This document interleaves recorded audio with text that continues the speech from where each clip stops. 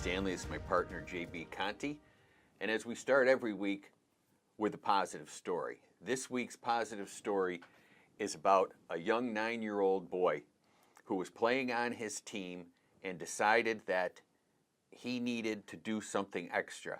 And what he did, he started raising money for charities. He started getting clothes and things and started to get his team involved and started to show that it's really not about playing in this quote-unquote elite travel sports thing as a priority. JB and I are not against that at all. I've gotten a couple of emails on that. We are all for the kids being able to play at the level they want to play and stretching themselves. But this young man decided that he was going to go out of his way.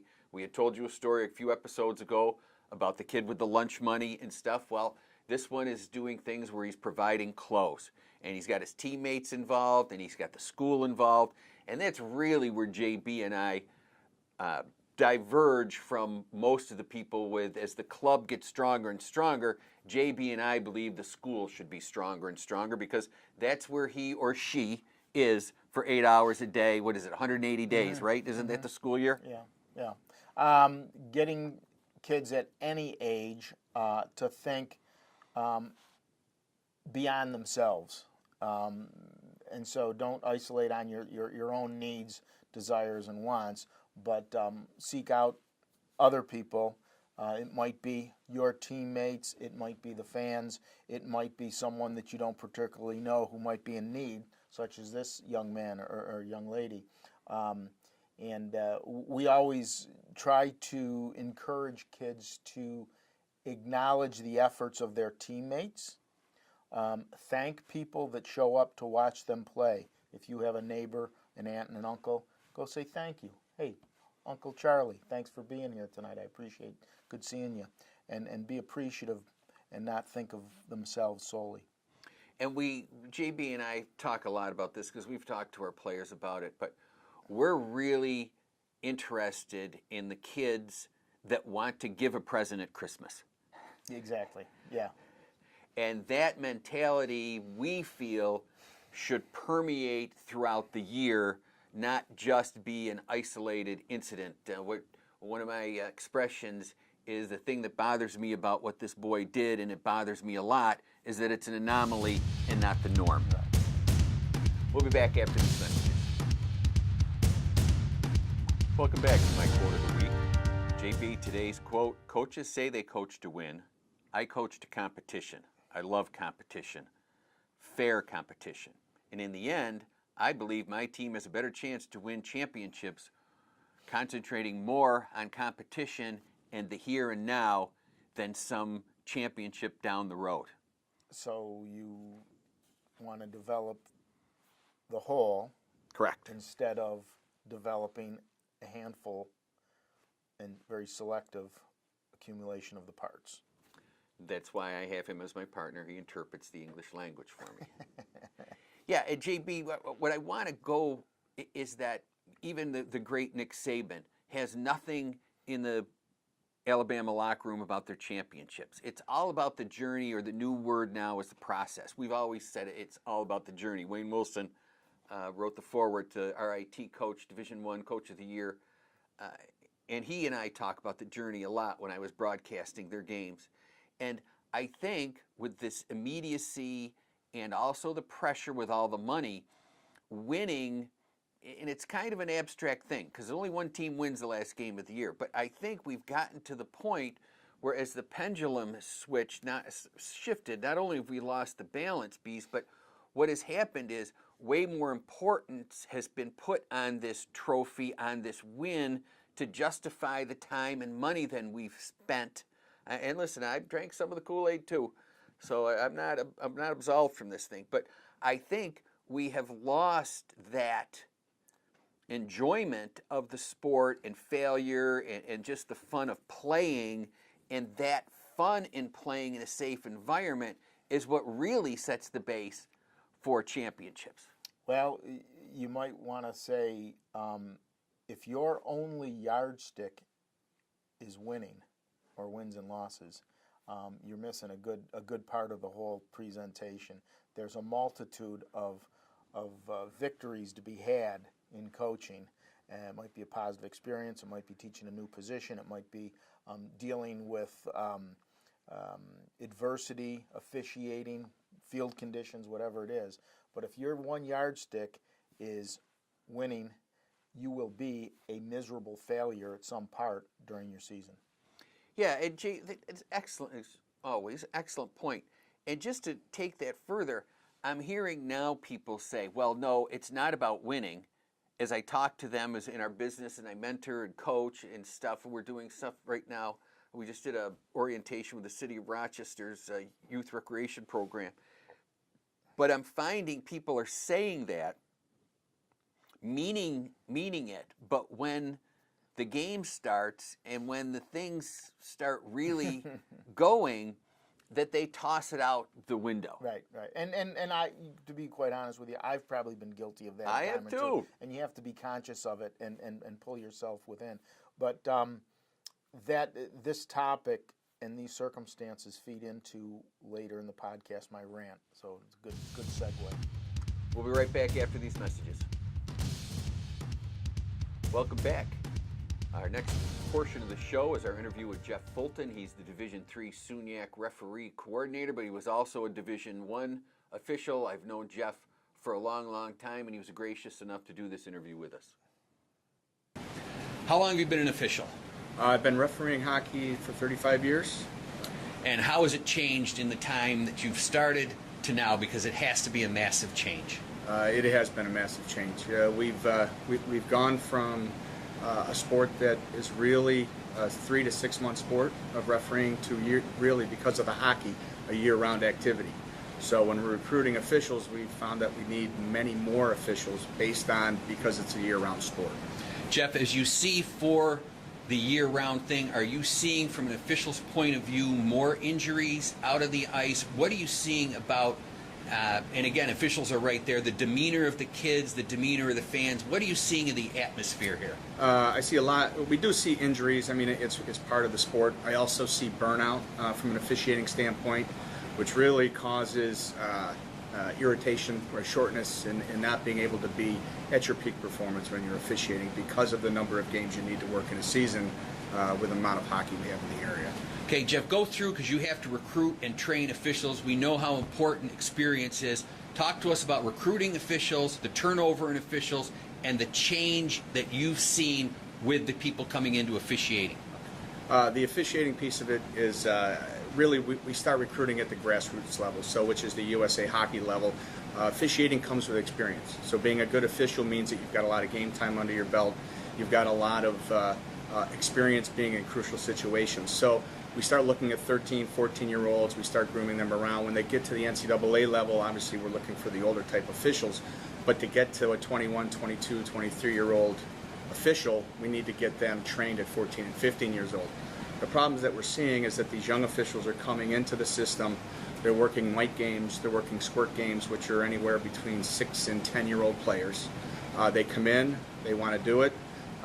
Their first experience is not a good one. It ends up being verbally abusive by fans, by coaches, by players.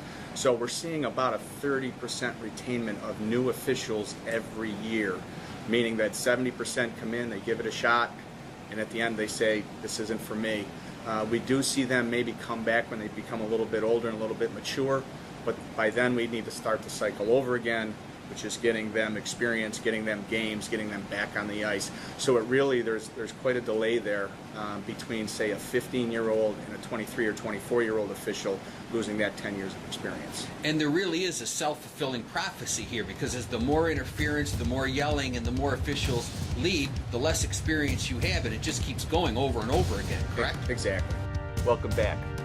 I think Jeff made a point that we have been talking about a lot, and I just want to point it out to my own self, is that I coached 451 college games, and a ref never scored a goal, never made a pass, never made a bad coaching decision. And in the end, even when wherever we traveled to play, the refs, we got homered, no, everything to me always evened out. And my point, real strong to this one, is Jeff's point, and I've talked to Division I basketball, NHL refs, NFL refs, high school refs, is that they need experience, and the more they get yelled at, the more they quit. And the more you get inexperienced refs, and so it's really self-perpetuating. Jeff mentioned recruiting referees doing, I guess it's squirt and midget games. Referees would be ages 14, 15 years old. And if they don't have a positive experience, they lose them and they shut it down for life. Probably one of the most prophetic exchange that I had with an official was before a game. And he said, "We want to officiate the best game for you. We want to have our best game." And that's ultimately what coaches tell their team. And at that point, I had a bit of a revelation. I realized that officials love the game as much as we do, and they're out there to do the best they possibly can do. Ultimately, they will fail. But Jeff made some great points, problems with year-round programs, referees, finding referees to fill those spots, and the challenges that our officials are up against these days in the youth programs. And I liked what he said is, the kids come in and their first experience isn't good, they quit, so they do try and get them 10 years later. But what I want to ask you as a coach, JB's coached for decades, is that now, just as our players are playing year-round, and they're getting tired, they're getting injured, they're getting hurt, getting burnt out, one sport, well, we're missing the point that the same thing's happening to the officials. How could we, they're not in shape in terms of playing as hard as our athletes are. I don't want to say they're not in shape, they are, but they're not top-notch competitive, and most officials are in very good shape, so I don't want to get any calls. But my point being is, they're getting tired too, they're getting overworked, and nobody is making that connection, or if they're not, we don't know about it, but they're not making the connection, oh my gosh, this year-round thing is actually making it harder for us to get officiated games. Right.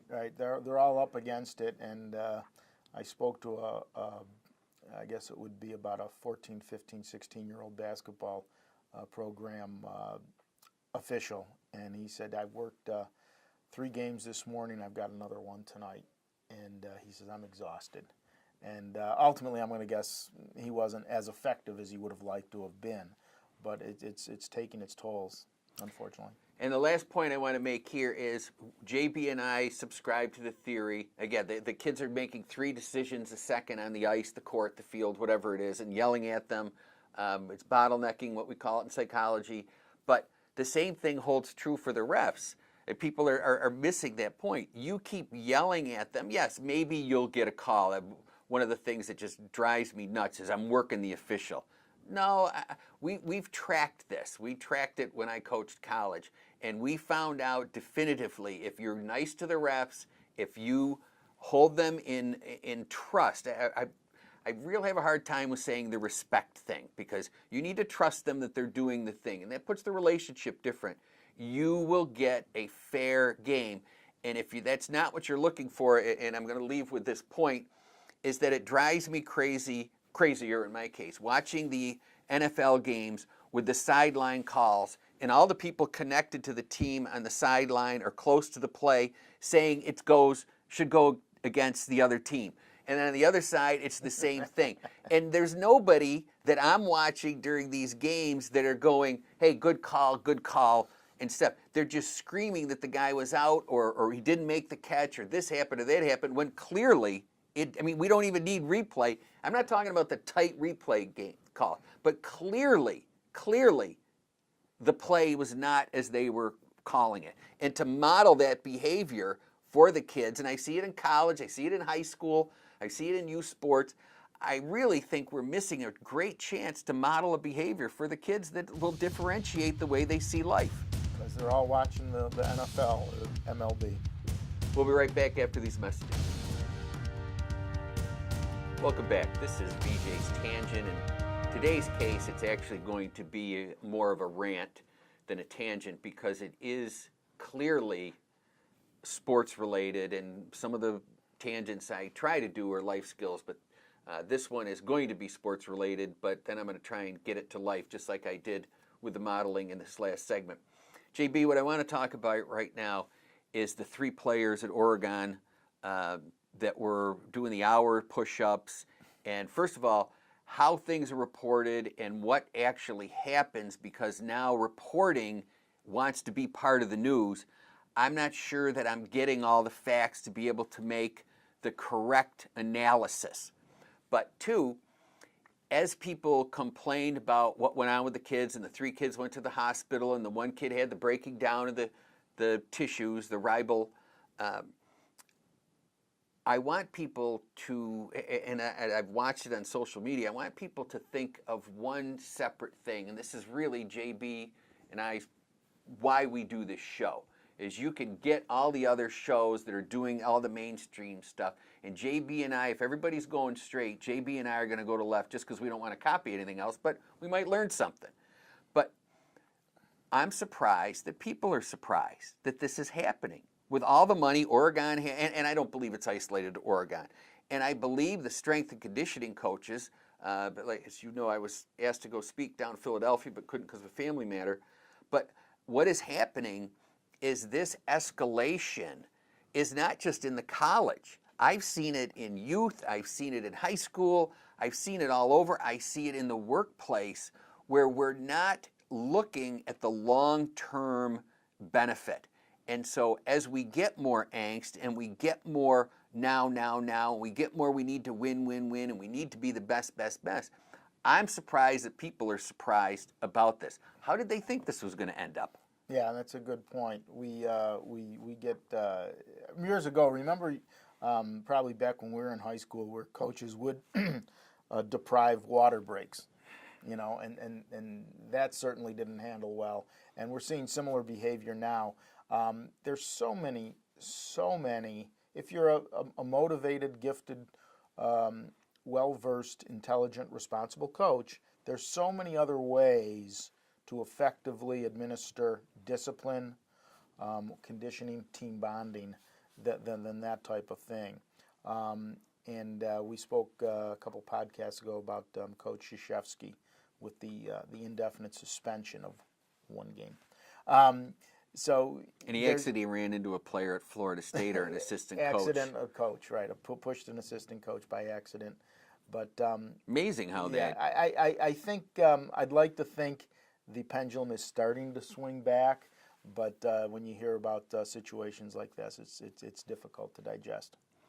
And I really want if JB and I can get anything across, we hope we're getting to just get you to internalize it. But in this context of where we are, how much money we're spending, and what we're requiring, these children, and they are children, have 40 to 50 years after this is over. Yeah, Right? So it may be a lot in a small time frame. I get that. But really, if we step back and look at it, if we do the long term for them, if we think long term, if we try and model the behavior, in the end, going back to my quote of the day, I really believe we have a much better chance of building, and I don't even like this word champions, but of this positive mindset, this community mindset that will allow them to grow and achieve things in their lives that they want to. No argument here. We'll be right back after these messages. Welcome back. This is JB and my favorite part of the show, 2 dads at the fence. Now it's going to be 2 dads sitting in the stands. We're watching a January baseball game because you've got to play year-round. JB, take it away. We're taping from Vero Beach, Florida this week. That's why we're at the ballpark. Wow. I need to get out more because I am not getting a tan. Okay. Oh, Vij, great game out here. I hope the kids can perform. Your son looks good on the mound. Yeah, he's thrown a lot of innings this year, and that's the way to build I'm told that's the way to build the arm up. But I got to tell you, he looks tired to me. But everybody says he's got to. Oh, I thought he split the plate with that pitch. I don't know. You know, these umpires and, you Oh, know, my goodness. when our kids play basketball, I watch these officials. What are they thinking? Oh, there's another. It had to be on the dish. I couldn't. Ooh. Well, look at now he's starting to get. Look, he's starting to get upset in the mound. Yeah, I mean, I can see that. you know, I we've can see worked that. hard on this curveball. Yeah, yeah. Oh, well. Well, there's a hit. Oh. Oh my gosh, that was right to the center fielder. How did? Oh my God, how did he miss that? I don't know. Oh, boy. Well, we'll see how it maps out here. Here comes this lefty. He's got a pretty good swing, I know. Oh, there's a shot. The second baseman. Oh, he bobbled it. Oh, he was safe. Oh, my God. What a more. I mean, Hey, it's my- you don't need a chest protector to work the bases out there. Oh my God, it's my son, and I know he was safe. My son's pitching. He was what a- clearly safe. Our guy bobbled the ball. Now, how about the other dad yelling out, out, out, out, out? What a clueless moron that dad is. Oh my gosh, how are these guys? You know, what are they making? 25, 30, 35 bucks a game. You'd expect better performance than that. Oh my God, he's stealing second. Hey, oh Gee whiz. my God, he never. Hey, Ump, we found a phone over here. It's got 10 missed calls on it. It must be yours. Jeez. Oh my God, he was out at second. All right, now look. Now my son's throwing well, the ump is talking to. Oh my gosh, why is he talking to my son? Well, you know what, Vij? The one thing I take from this, What? please, moms, dads, fans, don't try this at home. We'll be right back after these messages. Welcome back. This segment of our show is JB's Rant. JB, take it away. More of a rant / observation. I was at a funeral for a family member this past week. My condolences. Thank you very much. Remarkable gentleman. But he, in the eulogy, they mentioned how he enjoyed seeing his grandchildren play. Actually, his children, then eventually his grandchildren, and yeah, to see their skills and see how they developed. But the words that caught me were to see how they performed and see how they reacted in victory and defeat. And he liked to, his words were that he wanted to see his grandchildren be gracious and respectful in defeat, and even more gracious and more respectful in victory. And I liken that to a posting that I picked up on Facebook. It was a dialogue about a high school game that was a blowout basketball game, 72-12 or something. And the comments that followed as I was scrolling through about, the team that got beat just should get better. Or why doesn't the winning team just dribble out of bounds or shoot left-handed? And I began to think about all those blowouts that we were in, either coaching or playing. Yeah. And a blowout always gives you an opportunity to coach from a different perspective, whether you're the winner or the loser, on the winning and the losing end. And I reflected back to a blowout that I was on when I was coaching, I guess it was 5th and 6th grade children, and 20, 25, 30-point difference at halftime, or first quarter it might have been, I don't know. The other coach came over and very respectfully and very civilly said, what would you like me to do? What would you like me do? And I said, well, thank you for asking. I said, why don't you just fire threes? Just let your kids that haven't scored much, just fire threes. And they did, and that was it. They made some. They missed a lot of rebounding. But I'll always remember that gentleman, that coach, that said, let's work together because this is what it's all about. And I remember that fondly. So that series of the eulogy followed by the Facebook posting to my memory of how this gentleman handled a blowout when he was running away with the score and we were so far behind. But always a teaching opportunity. I think we lose sight of that, and that kind of fades back to if your one yardstick to the measurement of success is the W, you're missing something.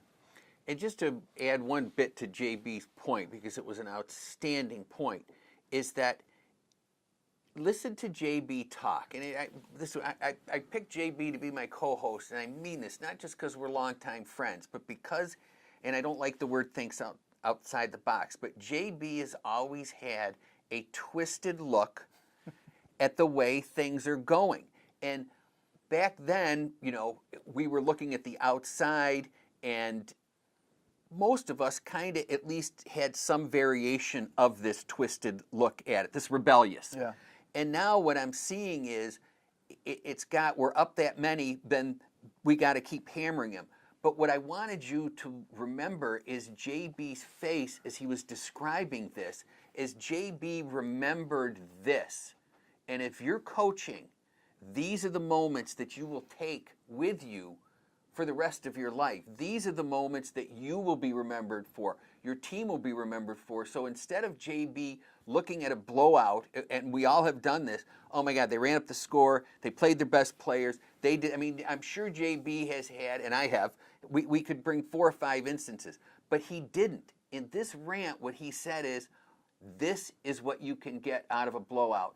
And I think that's fantastic. I thank you very much for being my co-host. I thank you very much for that rant. And we'll see you next week.